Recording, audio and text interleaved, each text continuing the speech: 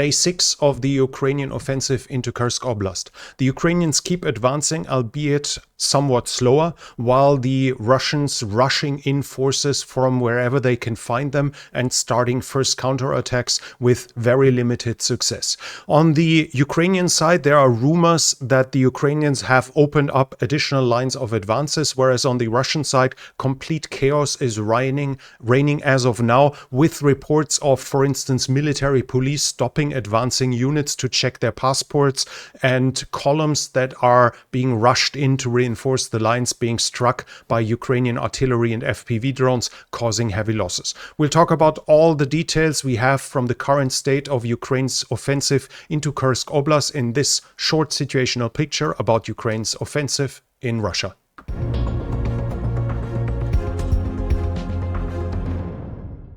Now, first of all, we start off with the maps. This is still Deep State map that I mostly use on this channel, but they don't update it right now. I think their aim is to allow for OPSEC, so they want to be somewhat behind the Ukrainian advances here. We can look alternatively here at Petrenko's map that shows a significantly bigger area under Ukrainian control. We have Noel reports, who has one of, right now, seemingly one of the most accurate Ukrainian maps, pro-Ukrainian maps in this region. And we will also use Riba, which is a Russian mill blogger, showing us actually in some cases more than what the Ukrainians themselves have confirmed, so more Ukrainian successes. This is one part or time of the war in Ukraine where I switch mostly to Russian sources, as we have some new viewers here. The reason for that is very simple. When it comes about territorial control, I don't believe people simply claiming that they have captured a town. I do not believe this. For me, there are two simple rules.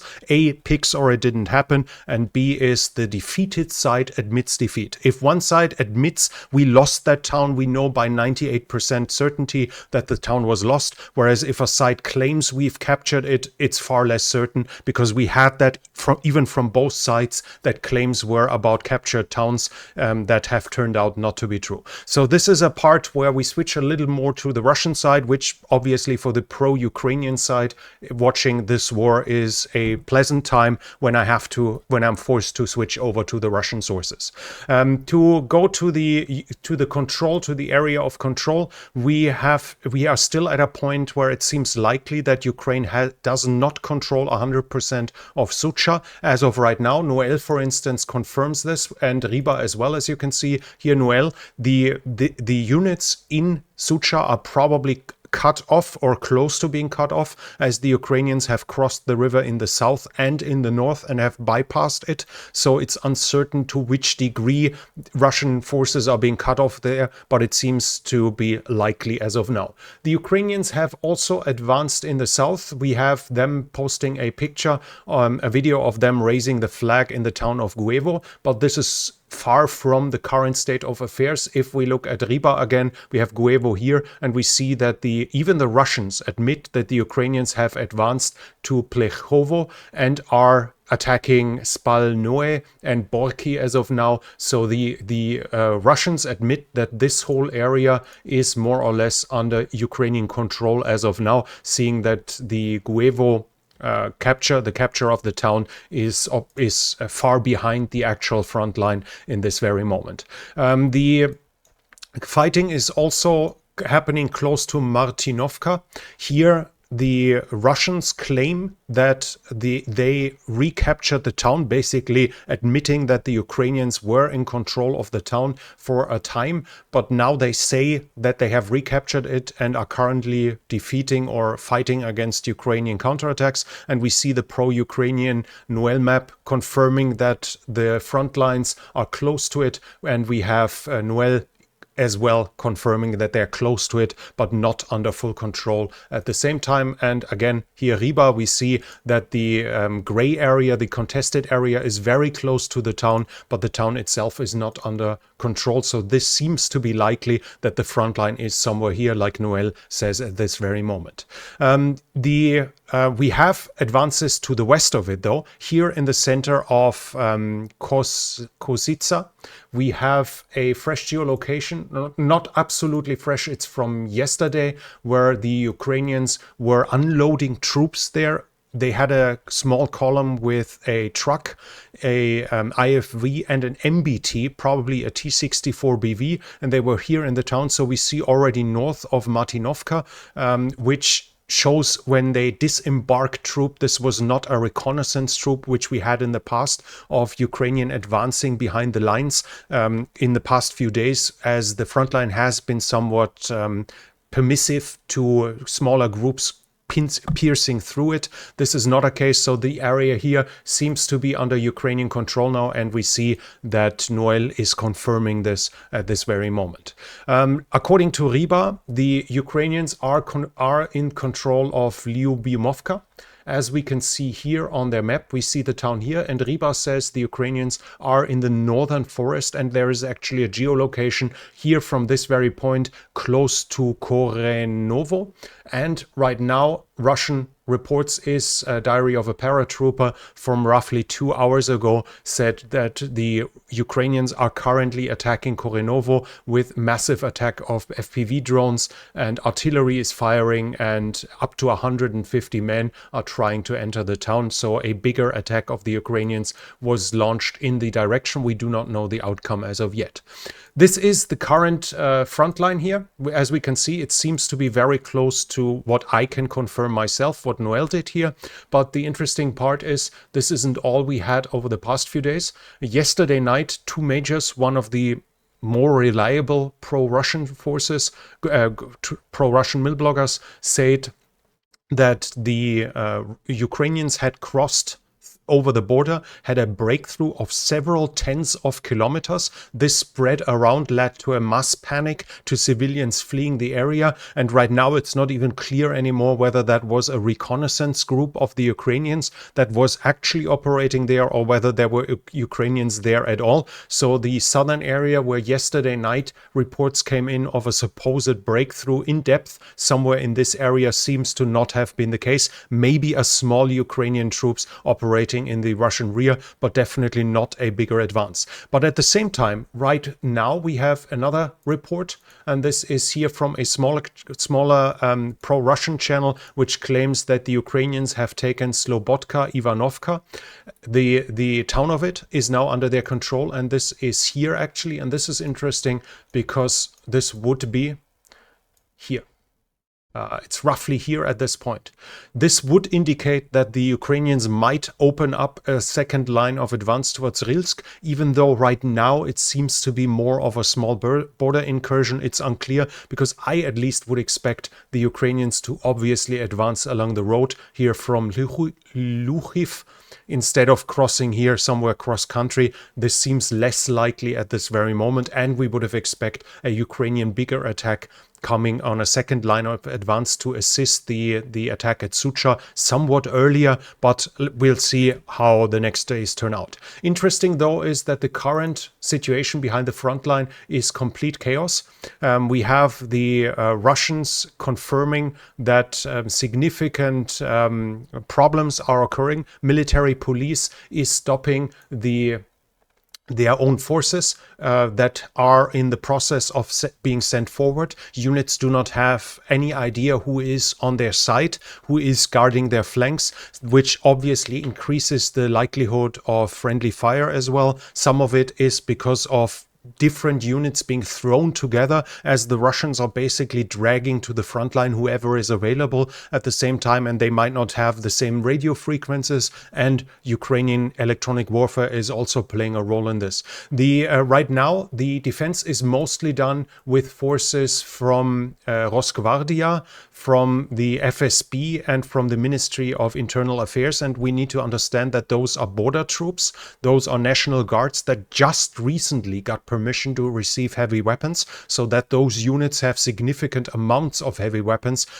Surpassing wheeled APCs is highly unlikely, and the rest is police special forces, maybe for a counterterrorism operation, as the Russians claim it is right now. But this is not the kind of units you want to send against an armored enemy that uses artillery, that uses IFVs, that uses MBTs. So we can expect those units to have limited effectiveness, to have comparatively high losses, and this comes on top of the units that are being employed, according to reports, being sent, being a lot of it being conscripts that are being pushed forward to the front line as they are available. And as this is Russia, the Russian government can use conscripts legally to defend against this, and they were available. This will obviously cause higher losses as well, as their morale has been lower. A lot of the prisoners of war that were taken were conscripts, and they are less well trained.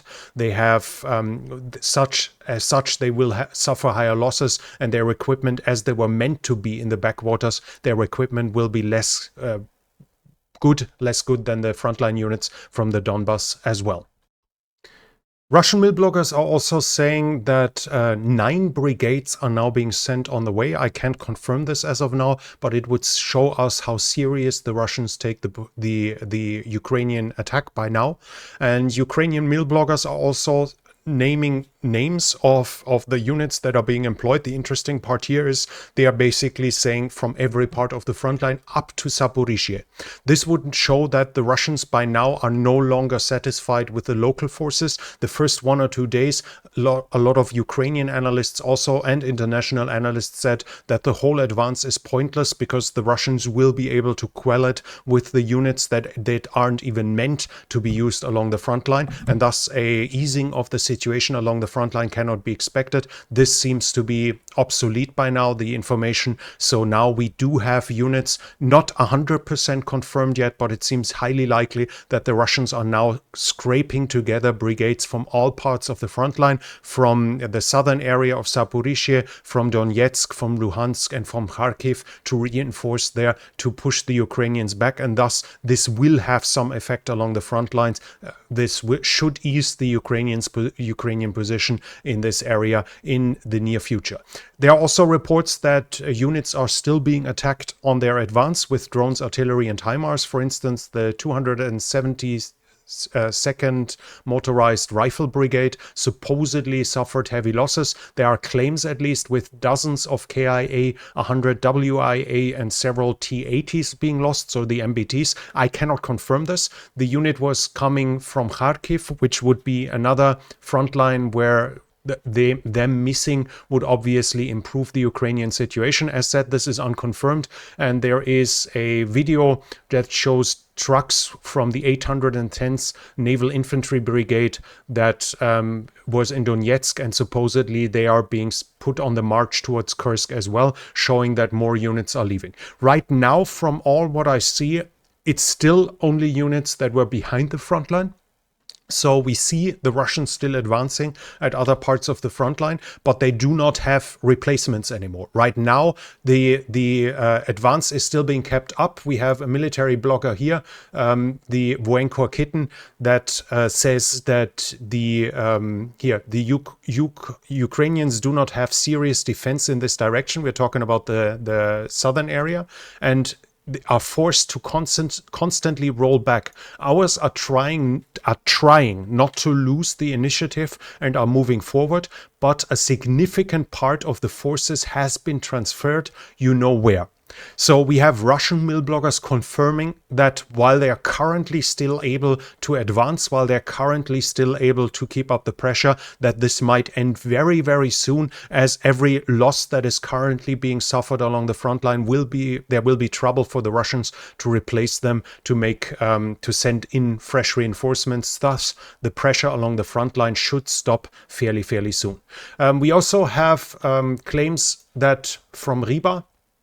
No, it's not Reba, I apologize. So we have another Russian mill blogger saying here that I will not presume to judge some units and formations of the strategic reserve, but as the events of the past few days have shown, we do not have many operational reserves at all to stop the crisis. Reserves are being transferred from other sectors of the front because in Kursk there are not enough available, and not only from the nearest Kharkiv direction, but also from other directions, including those in which our troops have had at least some limited successes in the last few months, thus further weakening our already thinning ranks in these directions. So again, the Ukrainians should have a better position in the east fairly soon, at least if we want to believe the Russian mill bloggers, not some pro-Ukrainian propaganda in this context. We also have Riba mentioning the situation on dangerous illusions about the offensive capabilities of the Ukrainian armed forces. Now, this is one of the main Russian mill bloggers. This is the one that uses the so-called Ukraine to basically no longer acknowledge that Ukraine is a sovereign country. That's a mill blogger that has changed its map, as you can see. No, you can't see it here. Now they have changed the map. No, here it's visible. You see that the southern oblasts are being painted in the same color as Russia itself. So they officially have changed their maps. This is as hardcore pro-Russian as it can be. And they say here that the illusions about the offensive capabilities of the Ukrainian armed forces, and they are saying that during previous major offensives, the Ukrainian armed forces carried out 2 strikes each time, in 2022 in the Kherson and Kharkiv directions, and in 2023 in Bakhmut and Zaporizhzhia. Therefore, it is possible that now the enemy will try to attack again, taking advantage of the transfer of reinforcements of the Russian armed forces from other areas. So we have one of the biggest probably Russian mill blogger saying it's possible that the Ukrainians will start a second offensive fairly soon, and they are not saying the Ukrainians are almost beaten down. So we'll have to see. The Russians are maybe not in panic, but they're definitely not that far away from it as of this very moment.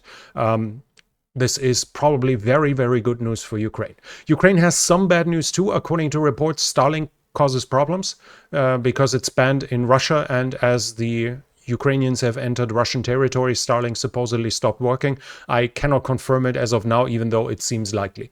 The Ukrainians are taking more prisoners of war at the same time. Videos are popping up daily, several of them. Some of them might be somewhat older. I said it in the past, theoretically, that could be filmed twice or thrice. But in total, we should expect at least mid 3-digit number of prisoners of war right now. Many of them conscripts, who will have a higher value in an exchange rate for own prisoners of war. So very, very good news for the Ukrainian soldiers that have been prisoners of war for an extended period of time. And we have here also images showing that the Russians take the situation serious enough, as you can see, that they started building trenches and obstacles south of Kursk-Offensive, and this is down here. So they are preparing for a potential Ukrainian breakthrough to the north of roughly 40 kilometers, I think, 45 kilometers. Now, this should not be over-exaggerated. This shouldn't mean that the Ukrainians are about to do that. The Russians built fortifications on the Crimean Peninsula in 22 to 23. Here we simply see the Russians preparing defense in depth as soon as there is the slightest possibility of an Ukrainian advance, but it shows that the self-confidence is not 100%, that this is absolutely impossible for the Ukrainians to reach up here. Again, very good news. And finally, something to smirk about. I think smirk is the word. Videos posted by Ukrainian troops on Saturday showed them joyously hoisting the Ukrainian flag on a Russian village council building and allegedly telling residents to get ready for a referendum. Now, in a just world, the Ukrainian government would obviously announce now that on Tuesday there's going to be a referendum, which is then won by 98%, meaning that the Kursk residents have decided that Kursk is supposed to join Ukraine. But I guess that that entertainment we will unfortunately not be able to enjoy. That was it here with this video. If you like this video, please give it a thumbs up. Tomorrow will be a longer situation report about the whole situation of the war and behind the front lines. Leave a comment what you think about the current situation. And if you're new here, I would like to invite you to subscribe to the channel and hit the bell icon. I would love to reach the 100K to the end of the year, and you could be a part of it. This channel is only possible because of the support of viewers like you. If you like to support the channel, you can do so by the means in the description. But that's it from me for now. Thank you for watching, and I'll be back.